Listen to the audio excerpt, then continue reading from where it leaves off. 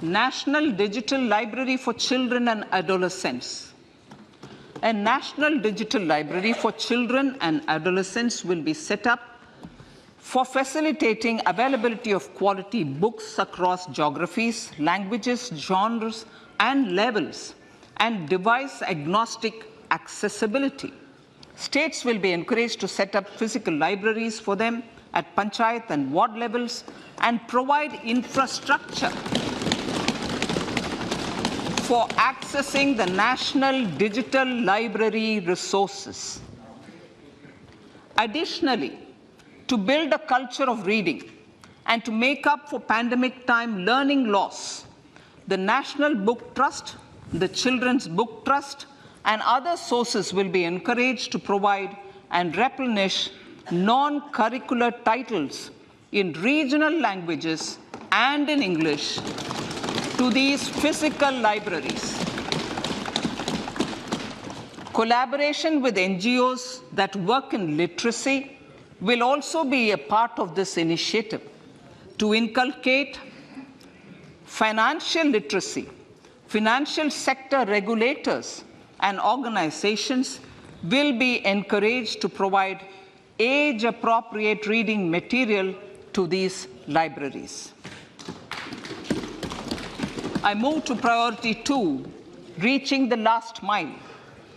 Prime Minister Vajpayee's government had formed the Ministry of Tribal Affairs and the Department of Development of Northeast Region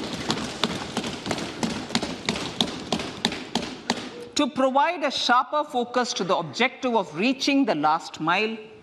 Our government has formed the Ministries of Ayush, Fisheries, Animal Husbandry and Dairying, Skill Development, Jal Shakti and Cooperation.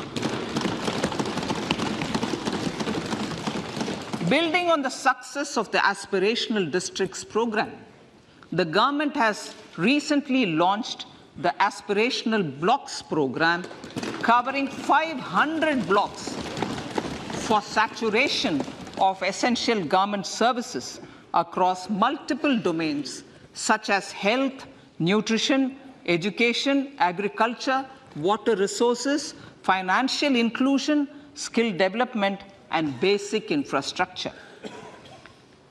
Manya Speaker, sir, Pradhan Mantri PBTG, which is Primitive Vulnerable Tribal Groups Development Mission, is being launched. To improve socio-economic conditions of the particularly vulnerable tribal groups, the PBTGs as we refer them to, Pradhan Mantri PBTG Development Mission will be launched. This will saturate PBTG families and habitations with basic facilities such as safe housing, clean drinking water and sanitation, improved access to education, health, nutrition, road and telecom connectivity, and sustainable livelihood opportunities. An amount of 15,000 crores will be made available to implement the mission in the next 3 years under the Development Action Plan for the Scheduled Tribes.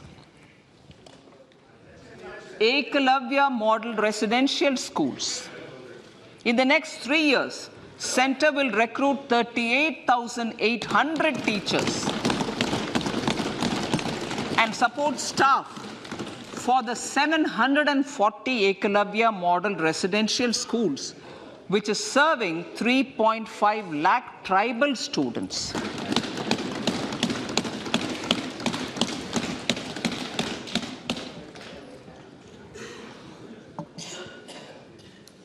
In the drought-prone central regions of Karnataka, central assistance of 5,300 crore will be given to Upper Bhadra project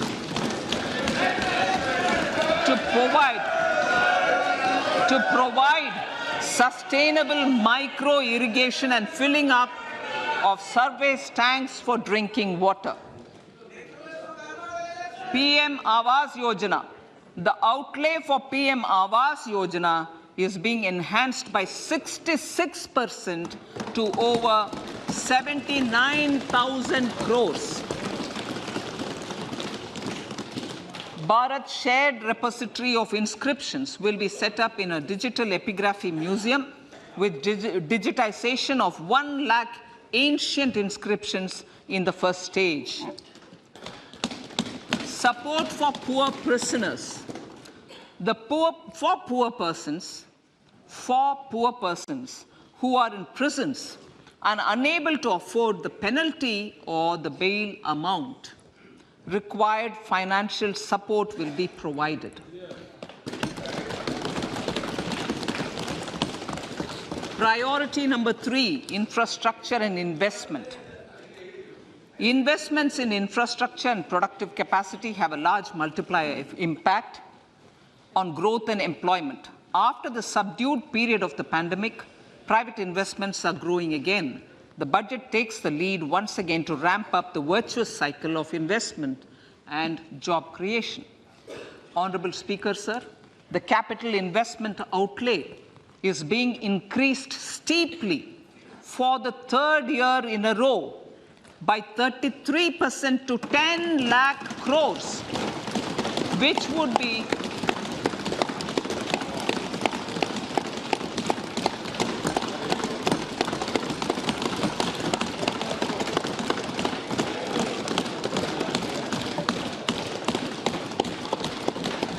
which would be 3.3% of GDP.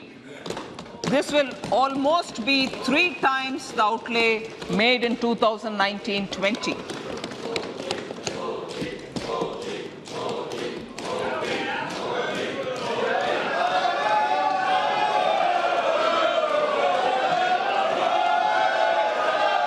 This substantial increase in recent years is central to the government's efforts to enhance growth potential and job creation, crowd in private investments, and provide a cushion against global headwinds. The direct capital investment by the center is complemented by the provision made for creation of capital assets through grants and aids to state. The effective capital expenditure of the center is budgeted at 13.7 lakh crore rupees, which will be 4.5% of GDP. Support to state governments for capital investment. I have decided to continue the 50-year interest-free loan to state governments for 1 more year to spur investment in infrastructure and to incentivize them for complementary policies actions with a significantly enhanced outlay of 1.3 lakh crores. The newly established Infrastructure Finance Secretariat will assist all stakeholders for more private investment in infrastructure, including railways, roads, urban infrastructure, and power, which are predominantly depend on public resources. The harmonized master list of infrastructure will be reviewed by an expert committee for recommending the classification and financing framework suitable for Amrit Kal. A capital outlay, I'm talking about railways now, sir, Honorable Speaker. Railways. A capital outlay of 2.40 lakh crores has been provided for the railways.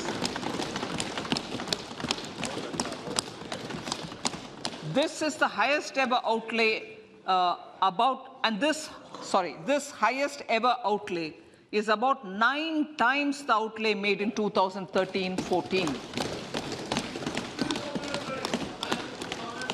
100 critical transport infrastructure projects for last and first mile connectivity for ports, coal, steel, fertilizer, and food grain sectors have been identified.